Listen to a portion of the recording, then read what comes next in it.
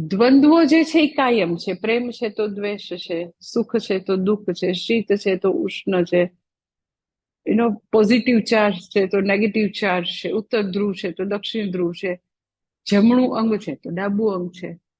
બધી વસ્તુમાં તમે જો જે છે એનું અપોઝિટ ભગવાને મૂક્યું જ છે. તો દ્વંદ્વો ઇઝ પાર્ટ ઓફ લાઈફ.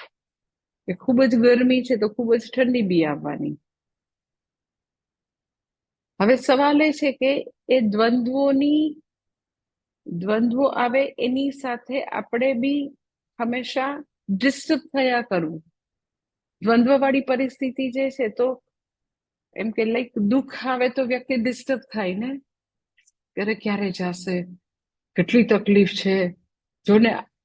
તો એમાં બી ડિસ્ટર્બન્સ છે.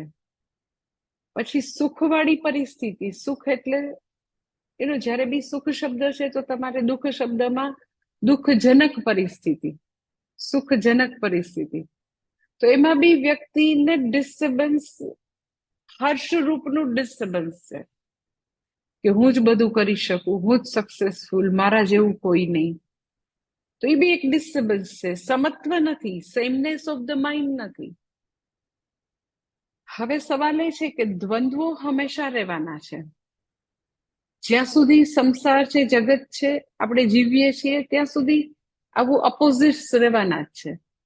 હવે અપોઝિટ્સની સાથે આપણે ઝઘડા કરવા છે, અપોઝિટ્સની સાથે મોટા મોટા રિએક્શન્સ આપવા છે, કે પછી અપોઝિટ્સને એઝ ઇટ ઇઝ જોવા છે કે હા એ બી આવે. તો સવાલ એ છે કે દ્વંદ્વો, આવું ઉચક નીચક જે છે આવી લાઈફ, એમાં રહેવું કે એક એવું ગોલ્ડન મિડલ પાથ, એવી સમત્વ વાળી વસ્તુ જે છે એમાં સ્થિર રહેવું, ગ્રાઉન્ડેડ રહેવું,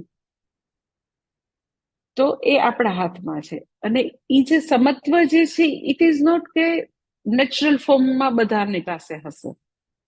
સાહજિક રીતે શું હોય તો કે દ્વંદ્વોમાં લોકો મોટા મોટી પ્રતિક્રિયા આપે, એ સાહજિક છે, એવું જ હોય. પછી સમત્વ છે એ કેળવવાની વસ્તુ છે. કોઈ બી મહાન વસ્તુ હોય, સારી વસ્તુ હોય, એ કઈ એમને ન આવે. સમજાય છે? જે બી સારી વસ્તુ કે તમે એમ કહે રોજ સવારે પણ 5 વાગે ઉઠીને વોક લેવા તો જાય જ, ઓકે, એને હુવાનું મન થતું હોય, પરંતુ પોતાના જે વધારે સુવાની જે એક કમ્ફર્ટ ઝોન છે એનો ત્યાગ કરી અને પોતે પોતાની જાત ઉપર આમ ભયંકર કમાન્ડ પ્રાપ્ત કરીને રોજ 5 વાગે વોક લેવા જાય છે ઉઠીને. એ કેળવવું પડે, એના માટે બહુ પ્રેક્ટિસ કરવી પડે, એના માટે જાત સાથે ફાઇટિંગ કરવી પડે. કે ખૂબ જ કડકડતી ઠંડી હોય, લાઈક રાજકોટમાં કેટલાય દિવસો એવા હોય છે 2 મંથ સુધી કે 6 ડિગ્રી સેલ્સિયસ હોય, તો 6 ડિગ્રી સેલ્સિયસમાં ઉઠવાનું મન ન થાય, રજાઈમાં હજી આમ ગરી જવાનું મન થાય, ત્યારે રજાઈને દૂર કરીને ના ઉઠવું જ છે, કારણ કે સોમેશ્વર ભગવાનની પૂજા માટે 5:30 પહોંચવાનું. તો વધારે 10 મિનિટ સુવાનું, સ્નૂઝ ઉપર બટન દબાવી દેવાનું સાહજિક છે, પરંતુ એ સાહજિક કે પ્રકૃતિમાંથી ઉપર ઉઠવું એ મનુષ્યનો ઉત્કર્ષ કહેવાય. પ્રકૃતિની સાથે આપણે પ્રકૃતિને પ્રાણ સાથે જાય, બરાબર છે, તો એ પાશવી જીવન છે, પશુઓનું જેવું જીવન.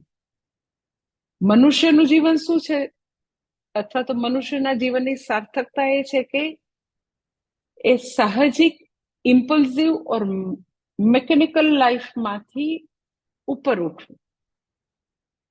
એટલે સમત્વ એ કેળવવાની વસ્તુ છે. દ્વંદ્વોથી હલી જવું એ સાહજિક, બધાને એવું જ હોય, દ્વંદ્વ આવે એટલે હલી જાય.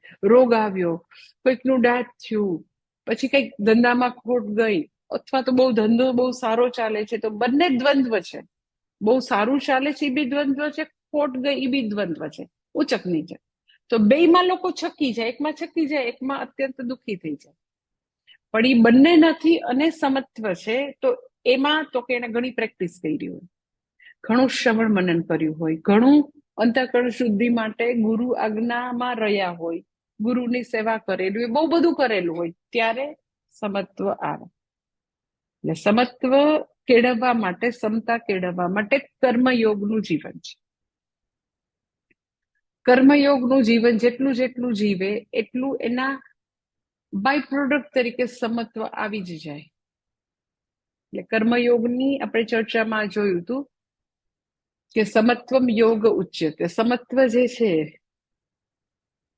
4 પ્રકારના કર્મફળમાંથી કોઈ પણ પ્રકારનું કર્મફળ આવે, મારા ભગવાને મોકલ્યું છે, ભગવાનનો પ્રસાદ છે, એ રીતે જોઈ શકું તો એ સમત્વ છે.